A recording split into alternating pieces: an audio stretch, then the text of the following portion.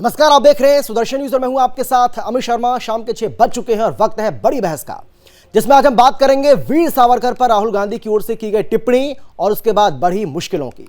आपने देखा होगा कि कांग्रेस नेता राहुल गांधी की ओर से बार बार सावरकर को अपमानित किया जा रहा है। बार बार महान क्रांतिकारी, स्वतंत्रता सेनानी, समाज सुधारक, इतिहासकार और राष्ट्रवादी विनायक दामोदर सावरकर का अपमान कर रहे हैं। लेकिन अब यही वीर सावरकर का अपमान उन्हें भारी पड़ रहा है। उनके सहयोगी दल इस बात से बहुत ज्यादा नाराज हैं। इस बात का अंदाजा आप इसी से लगा सकते हैं कि हर बात और हर कदम पर कांग्रेस का साथ देने वाली उद्धव गुट की शिवसेना कांग्रेस के अध्यक्ष मल्लिकार्जुन खड़गे की ओर से बुलाई गई डिनर पार्टी में शामिल नहीं हुई, जिसके बाद यह कहा जा रहा है कि इस बैठक में तय हुआ कि अब राहुल गांधी वीर सावरकर पर कोई टिप्पणी नहीं करेंगे, क्योंकि उद्धव गुट की शिवसेना ने बिल्कुल साफ कर दिया है कि वीर सावरकर का अपमान पार्टी बर्दाश्त नहीं करेगी, क्योंकि वीर सावरकर हमारे लिए भगवान है। जाहिर है लोकसभा चुनाव बेहद नजदीक है। पहले बिखरा बिखरा लग रहा विपक्ष राहुल गांधी की संसद सदस्यता जाने के बाद एकजुट दिखाई दे रहा है। ऐसे में कांग्रेस पार्टी भी मुसीबत मोल नहीं लेना चाहती, क्योंकि पार्टी को लगता है कि अगर 2024 में मोदी से मुकाबला करना है तो उसे इन क्षेत्रीय दलों की सख्त जरूरत होगी। ऐसे में बड़ा सवाल यह है कि क्या उद्धव गुट के दबाव में वीर सावरकर पर हमले बंद करेंगे राहुल गांधी? क्या वीर सावरकर पर हमले से राहुल को सदस्यता रद्द होने के बाद मिल रही सहानुभूति कम होने का डर भी सता रहा है? क्या क्षेत्रीय दलों के सामने कांग्रेस ने हथियार डाल दिए हैं? और सबसे बड़ा सवाल यह कि अभी एकजुटता दिखाने की कोशिश कर रहा विपक्ष 2024 तक एकजुट रह पाएगा? आज इसी मुद्दे पर करेंगे चर्चा। एक बहुत बड़ा पैनल हमारे साथ जुड़ चुका है, लेकिन उससे पहले एक रिपोर्ट आपको हम दिखाते हैं, देखिए जरा।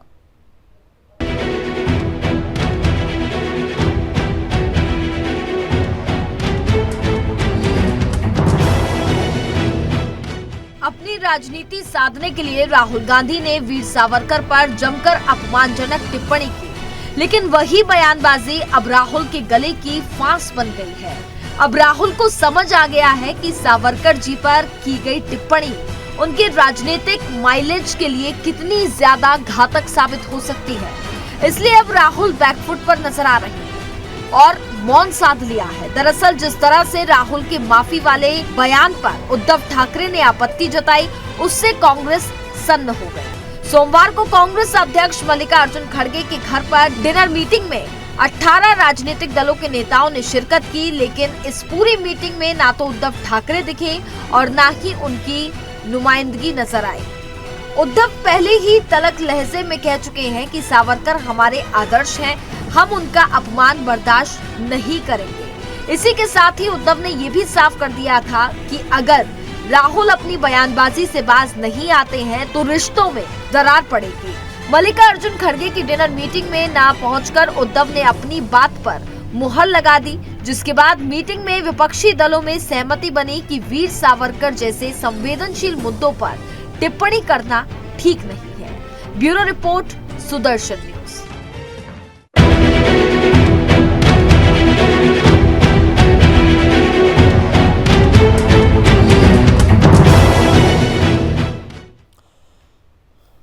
तो बार बार वीर सावरकर पर हमला बोलने वाले राहुल गांधी अब खामोश आपको नजर आने हैं, यानी खामोश नजर आने वाले हैं और वीर सावरकर पर किसी तरह की वो टिप्पणी आने वाले समय में नहीं करेंगे।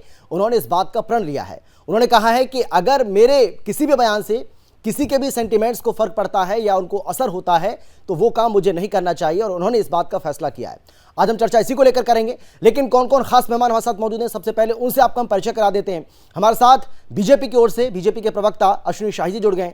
इसके साथ ही कांग्रेस की ओर से कांग्रेस के प्रवक्ता रत्नाकर सिंह जी हमारे साथ जुड़ गए, और इसके अलावा उद्धव गुट की शिवसेना के प्रवक्ता हैं संजय गुप्ता जी, वो भी हमारे साथ जुड़ गए, और इसके साथ ही राजनीतिक विश्लेषक रवि अरोड़ा जी भी हमारे साथ जुड़ गए।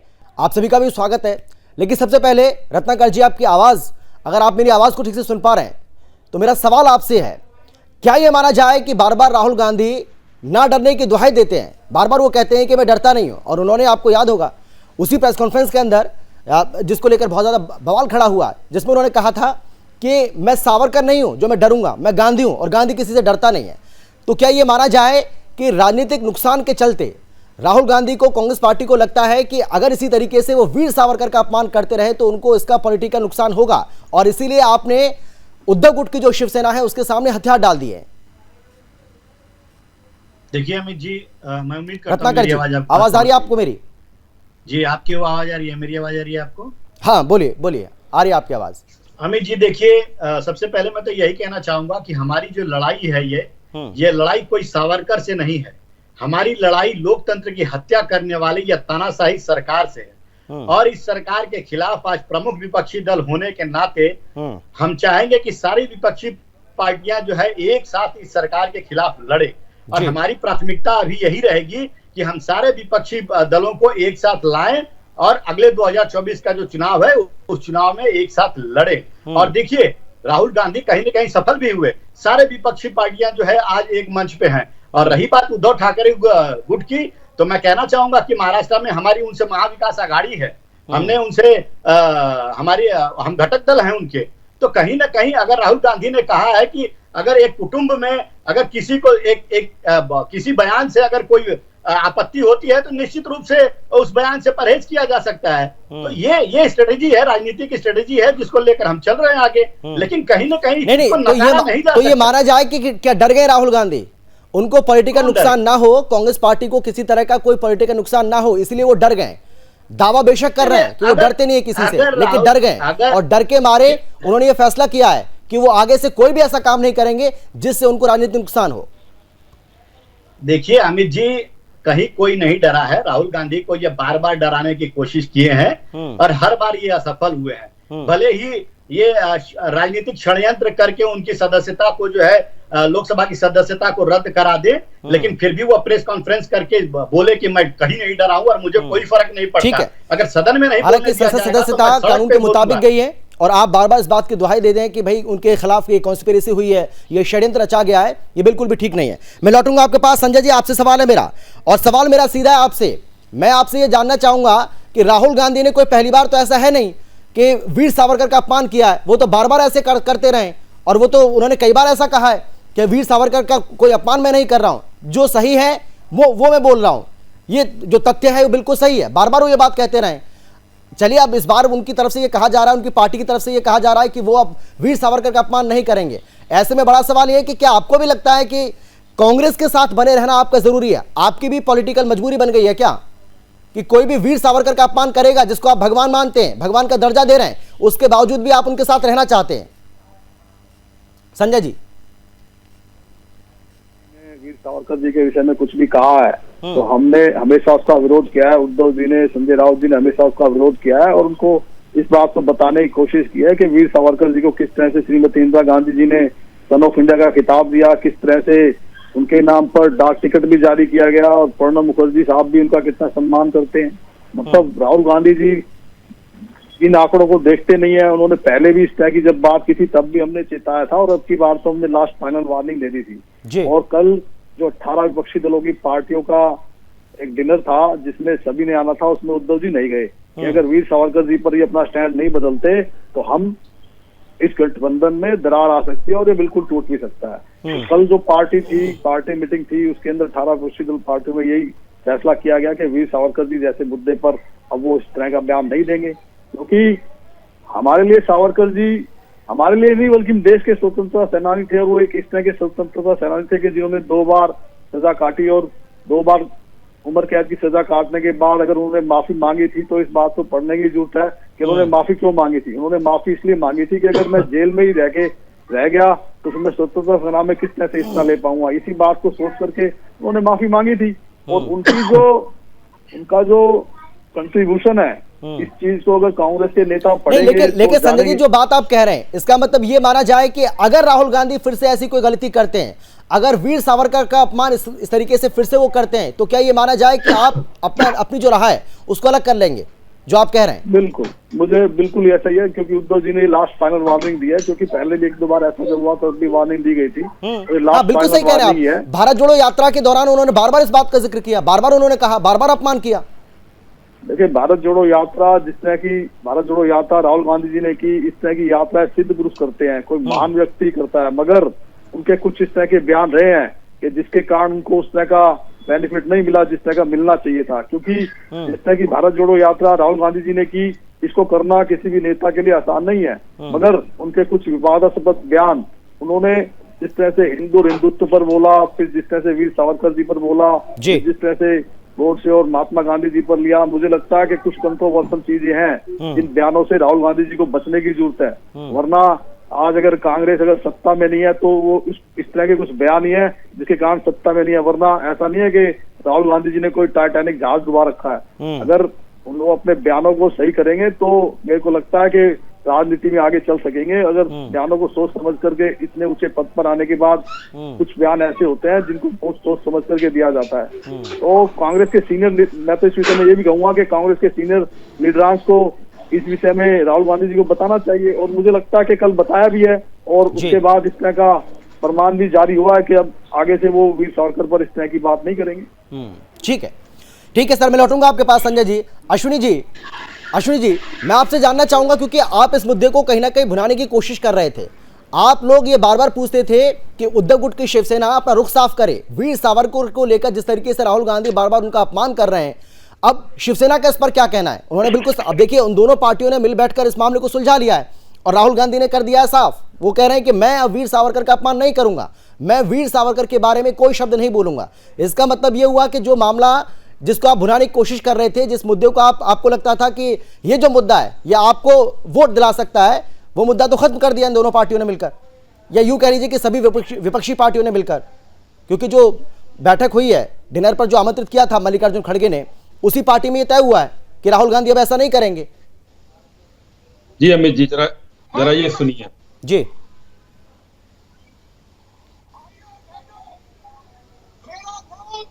राहुल सावरकर नहीं है, मेरा नाम राहुल गांधी है।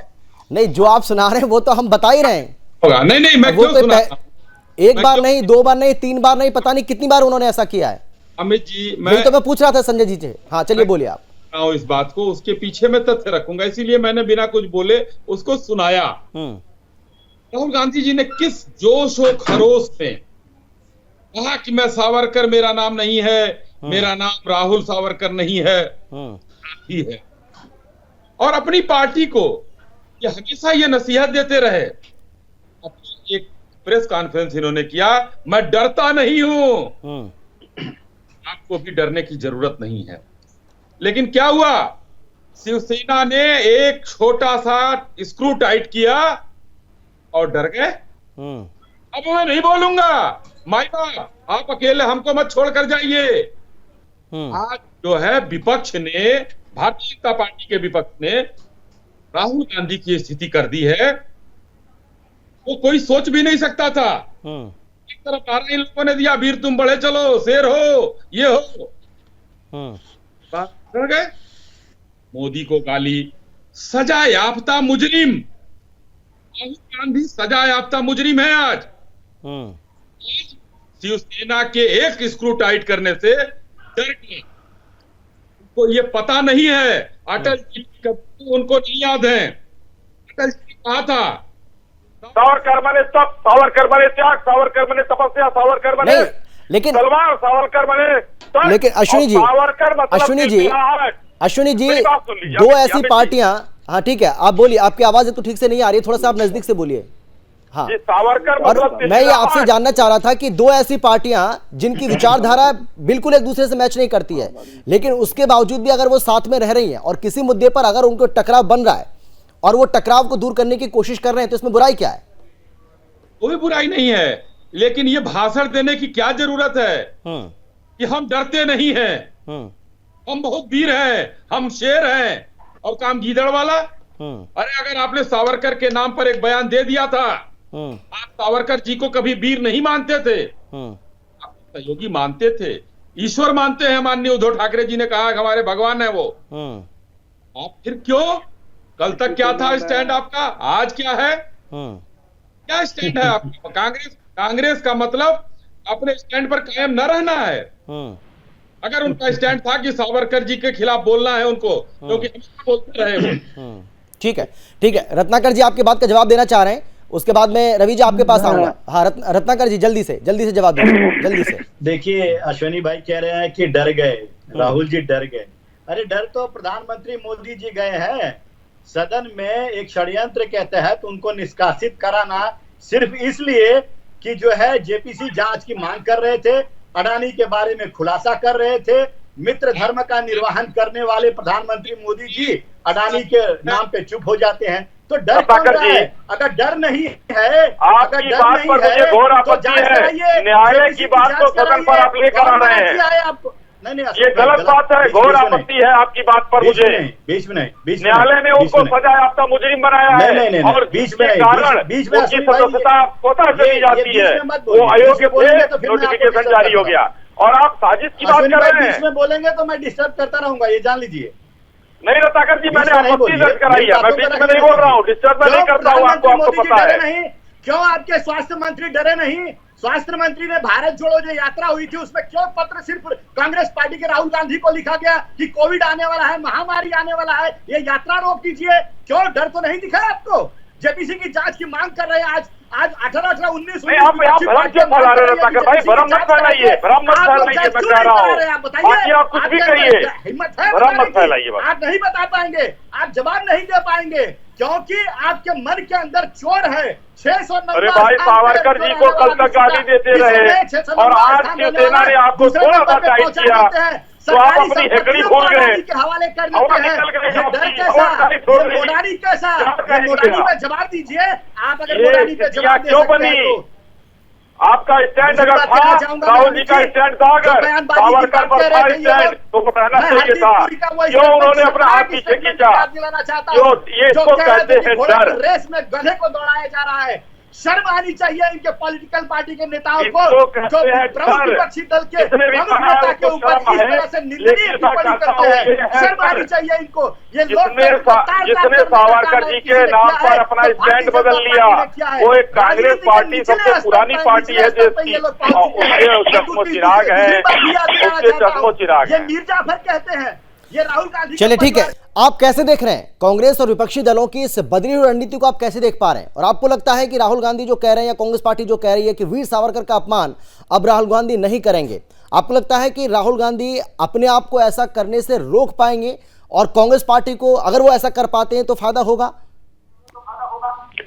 देखिए, 2024 की तैयारी चल रही है, कहीं ना कहीं कांग्रेस पार्टी के जो राहुल गांधी जी ने बयान लिया है वापस, जिस प्रकार से बयान वापस नहीं लिया, लेकिन जिस प्रकार से पार्टी पीछे हटती हुई नजर आ रही है इस बयान पर, तो मुझे लगता है, क्योंकि देखिए सबसे बड़ी बात यह है कि जो मीटिंग बुलाई गई थी अभी फिलहाल मल्लिकार्जुन खड़गे द्वारा, उसके अंदर जो है सभी विपक्षी पार्टियां जो मोदी जी के रथ को रोकना चाहती हैं 2024 में, वो सब तैयारी कर रही हैं। ऐसे में ऐसा बयान देकर, खासकर वीर सावरकर जी के बारे में, मैं समझता हूं यह कहीं ना कहीं कांग्रेस को भविष्य में नुकसान दे सकता है। और सबसे बड़ी बात सिर्फ यही नहीं है, बात यह है कि जिस महाअघाड़ी गठबंधन को लेकर महाराष्ट्र के अंदर इन्होंने लड़ाई लड़ी और अब उसमें जिस प्रकार से जो है शिवसेना को लेने इसका आपत्ति ही नहीं जताई, इसके खिलाफ भी बहुत बयानबाजी की है, उसको देखते हुए मुझे लगता है कि कहीं ना कहीं यह सिर्फ गठबंधन की बात नहीं है। 2024 तक कई ऐसे गठबंधन हैं जो इन फ्यूचर ऐसी भाषा इस्तेमाल होने से पीछे हट सकते हैं और जो रथ बनाने की तैयारी हो रही है मोदी जी के रथ को रोकने के लिए, तो मुझे लगता है उसमें कहीं ना, क्योंकि राहुल गांधी एक ऐसी पार्टी के नेता हैं जिन्होंने कई दशकों तक देश पर शासन किया है। ऐसे में उनका जरा सी भी की हुई गलती, जरा सा भी दिया हुआ गलत बयान कहीं ना कहीं उनके इस 2024 की तैयारी में रोड़े अटका सकता है। और इसके अंदर सबसे बड़ी बात यह है कि जो गठबंधन ये जो कहा जा रहा है कि शिवसेना के सामने कांग्रेस पार्टी ने राहुल गांधी हथियार डाल दिए, ये भी सही है क्या? नहीं, बिल्कुल ये बात सही है कि देखिए राहुल गांधी का जो बयान है उसको लेकर शिवसेना ने जिस प्रकार से आपत्ति जताई है, क्योंकि आपत्ति नहीं जताई, उद्धव ठाकरे साहब ने बहुत कुछ ऐसा बोला है जो शायद कहीं ना कहीं गंभीरता से लिया जा सकता है कांग्रेस द्वारा भी, लेकिन मैं समझता हूं जिस प्रकार से कांग्रेस पार्टी फिलहाल पीछे हटती नजर आ रही है, क्योंकि कांग्रेस को भी ये समझ आ चुका है, राहुल गांधी जी को ये बात समझ में आ चुकी है कि जिस गठबंधन को वो बनाने जा रहे हैं, क्योंकि उसके अंदर आम आदमी पार्टी के भी सांसद पहुंचे हैं। आपने देखा जो इनकी मीटिंग हुई है मल्लिकार्जुन खड़गे के द्वारा, उसमें जो है दूसरी सभी पार्टियां जो उनके खिलाफ, सही कह रहे हैं, आम आदमी पार्टी जो लगातार दूरी बनाई हुई थी, बीआरएस उसमें पहुंची जो लगातार दूरी बनाई हुई थी, टीएमसी उसमें पहुंची है जो दूरी बनाई हुई थी। बिल्कुल आप सही कह रहे हैं, बहुत सारी ऐसी पार्टियां थी जो कांग्रेस पार्टी से दूरी बनाए हुए थे, लेकिन जब से उनकी संसद सदस्यता गई है तब से एकजुटता दिखाने की कोशिश की जा रही है। बिल्कुल आप सही कह रहे हैं। संजय जी मैं आपसे जानना चाहूंगा, ये भाई बार बार ये कहा जा रहा है कि आपकी भी मजबूरी है और कांग्रेस पार्टी की भी मजबूरी है, और इस मजबूरी के चलते ही ये कांग्रेस पार्टी ने फैसला किया कि वो अब वीर सावरकर का अपमान नहीं करेगी। देखिए, मजबूरी की बात कुछ नहीं है। हर पॉलिटिकल पार्टी की अपनी अपनी विचारधाराएं हैं। जितना वीर सावरकर जी को हम मानते हैं उतना ही बीजेपी भी मानती है।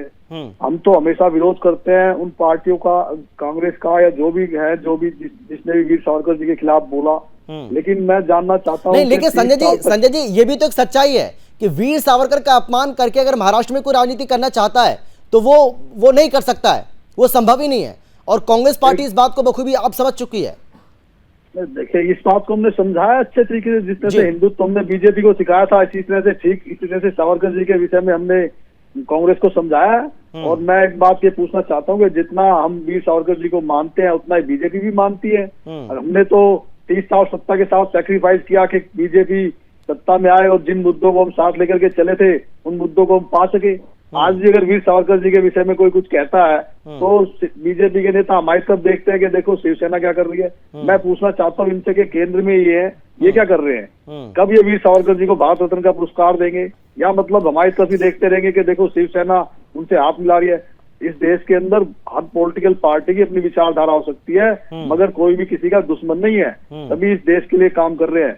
विचारधारा अलग पॉलिटिकल पार्टी के साथ तो बीजेपी ने भी बहुत से लोगों के साथ गठबंधन किया है। मैं फिर से उसी सवाल पे अपने आ रहा हूँ, एक ही सवाल पे, कि बीजेपी ये बताया कि वो वीर सावरकर जी के लिए क्या करेंगे।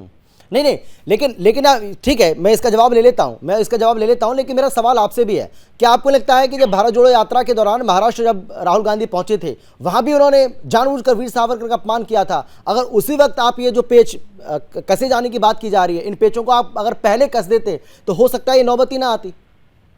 तब भी कसा गया था इस तरह का पेच, एकदम से अचानक से कहने के बाद। तब भी जिस तरह से राहुल गांधी जी ने भारत जोड़ो यात्रा की, इस तरह की यात्रा सिद्ध पुरुष ही करते हैं, महान पुरुष ही करते हैं, मगर ये उनके कुछ अनगल बयान ही है जिसकी वजह से आज कांग्रेस पार्टी सत्ता में नहीं है।